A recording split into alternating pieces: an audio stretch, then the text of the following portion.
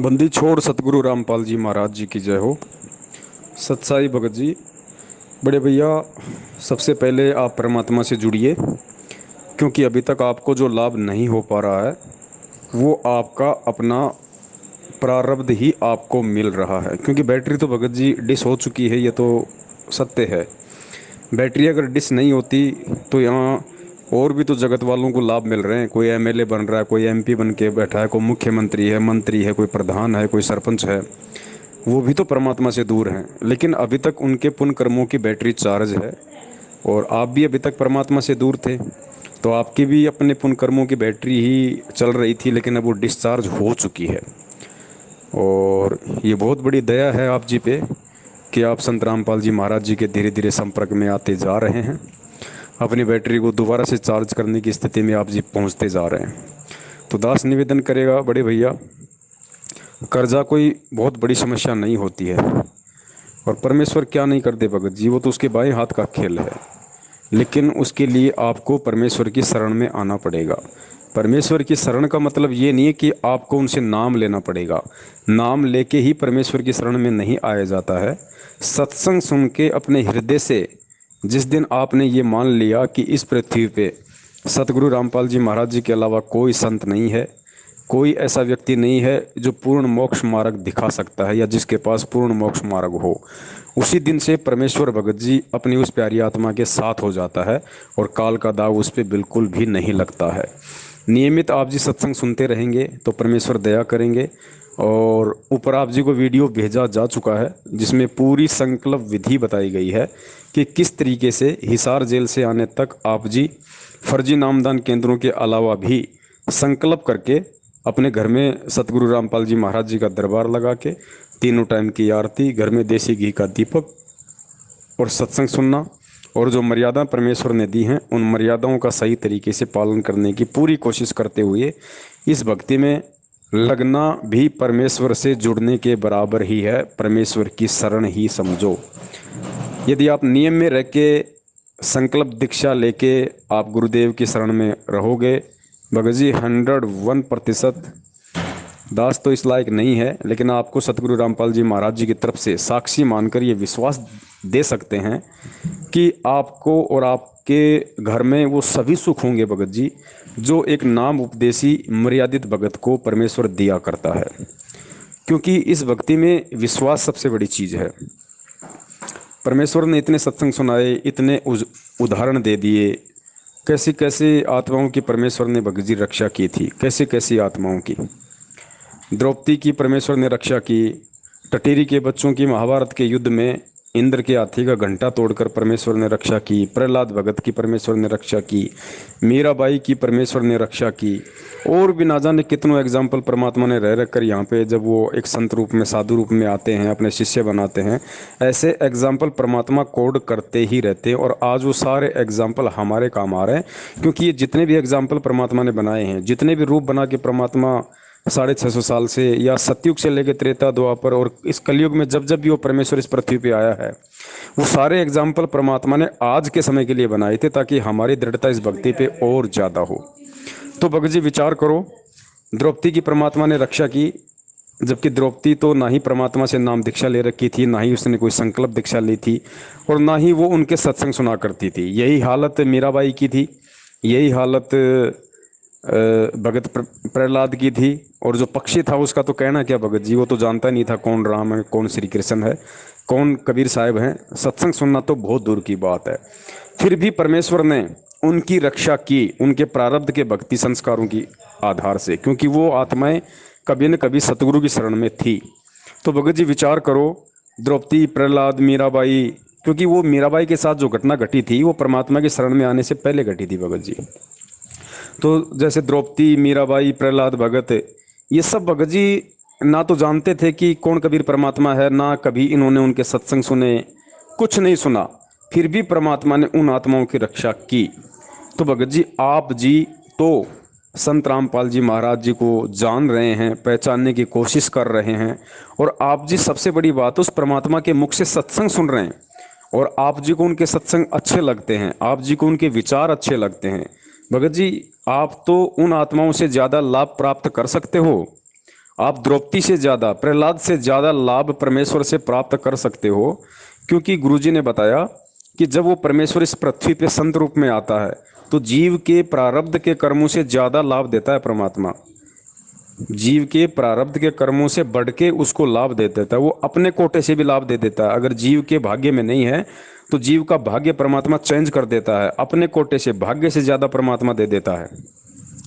तो सबसे पहले तो आप जी ये शुक्र मनाओ कि आप जी के ऊपर एक कर्जा है, आप जी निर्धन हैं, क्योंकि परमेश्वर की वाणी है कि मालिक की वाणी है कि बलिहारी उस दुख पे जो पल पल नाम रटावे, कुछ ऐसी वाणी है परमात्मा की, दास को ध्यान नहीं आ रही।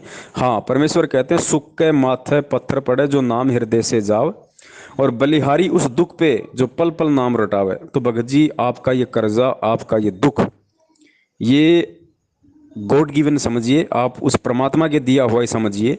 ये एक प्रोसीजर है भगत जी, उस परमात्मा ने आपको अपनी शरण में लेने की लीला की है, ये खेल है परमात्मा का। और अगर आप संकल्प नाम दीक्षा लेके यदि आप परमात्मा से जुड़ जाते हैं, ऊपर का वीडियो पूरा देख के यदि आपके समझ में आ जाता है और आप परमेश्वर की शरण ग्रहण कर लेते हैं और नियमित रूप से मर्यादा में रह के यदि आप सारे काम करोगे, भगत जी कौन कहता है कि लाभ नहीं हो सकता? 100%, 101% भगत जी ये सत भक्ति है। क्योंकि परमेश्वर कहते हैं खोजी हो तुरंत मिल जाऊं, एक पल ही की तलाश में, कहे कबीर सुनो वै साधु मैं तो हूँ विश्वास में।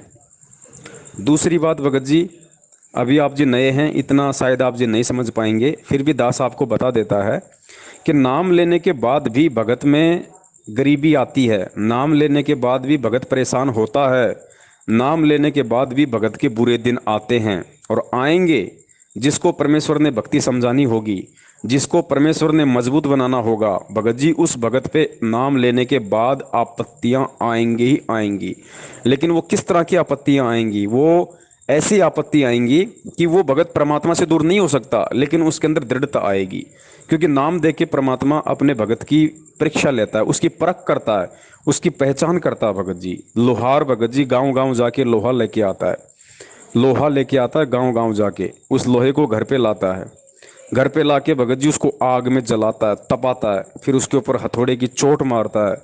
फिर क्या करता है, उसका कोई वस्तु बना के, उसका कोई चक्कू बना के या और कोई कटोरी बना के, फिर जिस लोहे को उसने 1 रुपये में खरीदा था, उस लोहे को तपा के गर्म करके चोट मार के उसकी एक अच्छी वस्तु बना के उस 1 रुपये के लोहे को भगत जी वो 25 रुपये में बेचता है।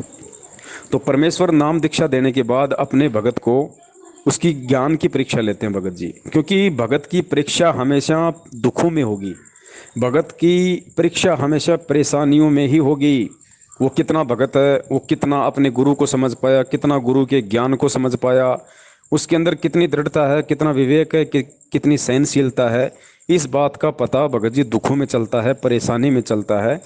कि नाम दीक्षा लेने के बाद जब उस पर दुख आते हैं तो वो अपने परमपिता परमेश्वर के विषय में क्या सोचता है, क्या मन में कोई दोष लेके आता है, या और ज़्यादा वो दृढ़ होता है कि परमात्मा ये तो आपके द्वारा दिया गया दुख दर्द है, मैं इसको सहन करूँगा क्योंकि आप मेरी परीक्षा ले रहे हो।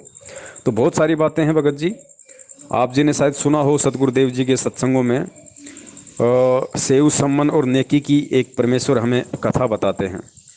भगत जी परमात्मा ने बहुत सारे राजाओं को भी अपना शिष्य बनाया, लेकिन वो राजा ज़्यादातर नाम पर नहीं टिक पाए, वो हमेशा बकवादों में उलझे रहे क्योंकि उनके पास माया अधिक थी। और गुरुजी कहते हैं कि भाई मालिक की एक वाणी है कि नौका में पानी बढ़ जा और घर में बढ़ जा दाम, दोनों हाथ उलटियो यो ही शाणु काम। नाव में अगर पानी भर जाए तो उसको तुरंत वहाँ से निकाल देना चाहिए, वरना नाव भी डूबेगी और वो खुद भी डूबेगा। इसी प्रकार गुरुजी कहते हैं घर में अगर पैसा ज़्यादा आने लग जाए तो उसको दान धर्म में लगा देना चाहिए, वरना वो पैसा आपको ले डूबेगा, क्योंकि ये माया सबसे पहले भगवान से दूर करती है। तो नेकी सम्मान का जो परमेश्वर ने जो कहानी बताई, जो किस्सा बताया भगत जी, वो तो परमात्मा के भगत थे, वो तो मालिक की भक्ति करते थे। भगत जी आप जी तो अभी शरण में आए नहीं और आप कह रहे हो कि मेरे ऊपर कर्जा है। भगत जी वो तो परमात्मा की शरण में थे, और जिनके घर पे भगवान चला जाए उससे बड़ा सौभाग्य क्या हो सकता है भगत जी? क्या दुनिया में ऐसा कोई आदमी है जिसके घर पे भगवान चला जाए और वो निर्धन हो? वो तो सबसे बड़ा जो है पैसे वाला है, सबसे बड़ा वो धनी व्यक्ति होगा जिसके घर पे परमात्मा चला जाए। लेकिन भगत जी, परमात्मा ने आज हमें यही समझाना था कि उन आत्माओं ने कितने दुखों में रह के, कितनी परेशानियों में रह के भी उन्होंने भक्ति की। भगत जी, जिसके घर में खाने को आटा ना हो, भगवान जिसके घर में चला गया, कबीर साहब उनके घर चले गए दो भक्तों को लेके, और परमात्मा को खिलाने के लिए भगत जी उनके घर में एक चपाती का आटा नहीं, सब्जी नहीं। भगत जी सोचो, वो क्या भगत होंगे। क्या उन्होंने, अगर वो कभी भी अपने मन में ये दोष ले आते कि भाई या तो ये भक्ति खराब या फिर ये भगवान सही नहीं है, वरना इतने साल हो गए भक्ति करते करते, इतने बुरे दिन थोड़े आ सकते हैं, तो ये मन में दोष लाके भगत जी वो भक्ति भी छोड़ सकते थे। लेकिन भगत जी उन्होंने कभी ऐसे विचार अपने मन में भी नहीं लाए, और वो जैसा भी उनको रूखा सूखा मिल जाता था अपनी मेहनत मजदूरी करके अपना गुजर बसर कर रहे थे। परमात्मा उनके घर पे चले गए भगत जी, उस दिन भगवान को खिलाने के लिए उनके घर में आटा नहीं था। गुरुजी ने अब बताया कि उन आत्माओं ने, भगत जी अब वही बात है, अब ये समझदार के लिए संकेत ही काफ़ी होता है, क्योंकि आज संगत में बहुत सारे ऐसे भगत भाई बहन हैं जिनकी आर्थिक स्थिति बहुत खराब है। तो परमेश्वर ने ये सत्संग इसीलिए सुनाया भगत जी, क्योंकि एक तो उनके उनके उन्होंने पिछले जन्म में कोई दान धर्म नहीं किया, जिस वजह से आज उनके साथ ऐसी स्थितियां खड़ी हैं। दूसरी बात, वो दृढ़ता से भक्ति नहीं कर रहे, और तीसरी बात भगत जी, वो परमेश्वर की भक्ति से युक्त आत्माएं हैं। तो परमात्मा उन आत्माओं को और अधिक मजबूत बनाना चाहते हैं और दूसरों के लिए एक उदाहरण पेश करना चाहते हैं, इसलिए परमात्मा ऐसा खेल खेलते हैं। तो कबीर परमात्मा नेकी संबंध सेवु के घर पे चले गए, भगवान को खिलाने के लिए उनके पास अन्न नहीं भगत जी। और दूसरी बात ध्यान रखना, उस समय भगत जी ये ज्ञान परमात्मा ने इतना खोल के नहीं बताया था जितना खोल के आज बता रहे हैं। फिर भी उन आत्माओं को इतना विश्वास, इतनी दृढ़ता कि जो गुरुजी ने बताया कि जो नेकी थी, वो बेचारी के पास एक ही थी ओढ़ने के लिए साड़ी, उसको बेचने के लिए गांव में चली गई अपने गुरु के लिए कि हमें एक शेर आटा कोई दे दे उधार। नहीं दिया किसी ने। अंत में भगत जी उनको क्या करना पड़ा, अपने उनका इकलौता बेटा, उस इकलौते बेटे की उनको गर्दन काटनी पड़ी, गर्दन, भगवान के लिए।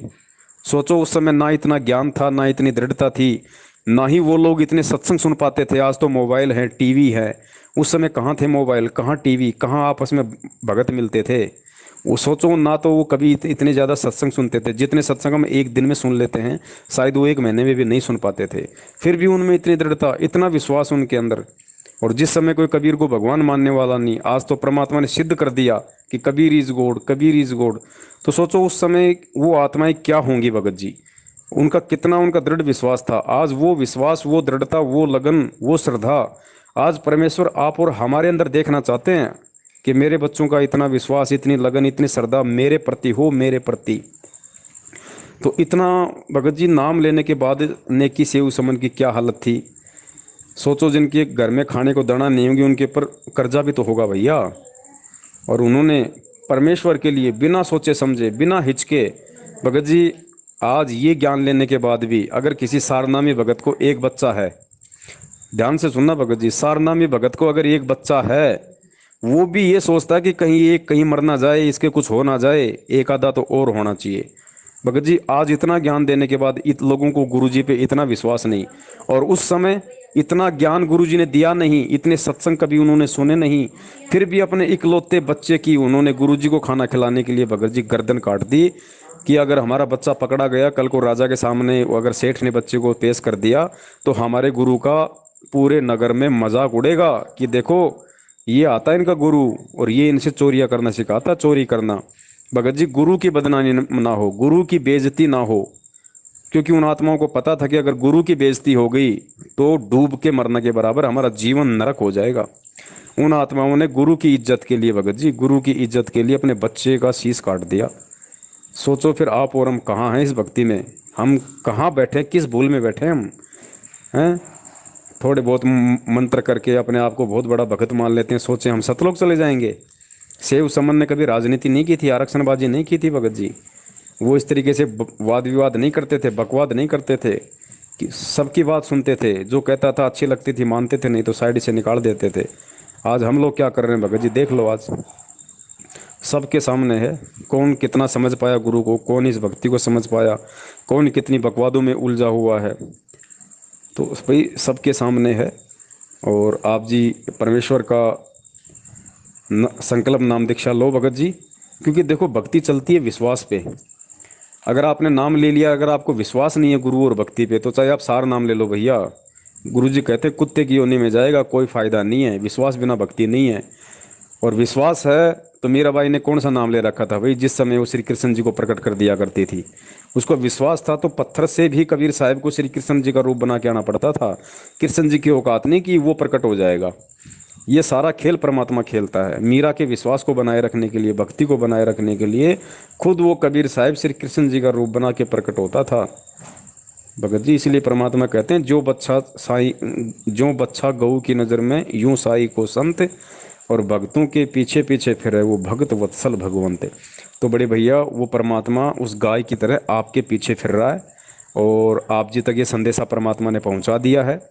कर्जा वर्जा भगत जी ये ज़िंदगी में आते रहेंगे, जाते रहेंगे। भगवान पे विश्वास है तो संकल्प नाम दीक्षा ले, घर में परमात्मा का दरबार लगाओ, भक्ति शुरू करो। परमात्मा फिर ऐसी कोई प्रेरणा करेगा, ऐसा कोई धंधा वंदा सेट कर देगा बड़े भाई, धीरे धीरे सब काम हो जाएगा। बाकी सोचते रहने से या उल्टा सीधा काम करने से हम और ज़्यादा मुसीबत में, और ज़्यादा गहरे गड्ढे में चले जाएंगे। तो दास ने जो निवेदन किया है, अपना छोटा भाई समझ के उस पर अमल करो और इस चीज़ को लागू करो, तभी लाभ मिलेगा। वरना एक दूसरे के सामने रोने से, एक दूसरे को कहने से, या ऐसे खाली ग्रुपों में बातचीत करने से भगत जी ना तो कोई भगत आपका कर्जा उतारने वाला, और ना इस विधि से आपका ये कर्जा चूकने वाला। कर्जा चुकेगा काम धंधा करने से, और काम धंधा तब चलेगा जब हम परमात्मा की शरण में होंगे। उसके बाद ना चलेगा तो भी परमात्मा चला देगा। ये उसके बाएं हाथ का खेल है बड़े भाई। सत साहिब जय हो बंदी छोड़ के। भाई जो गुरु बचन पे डट गे रे कट गे फंद चुरा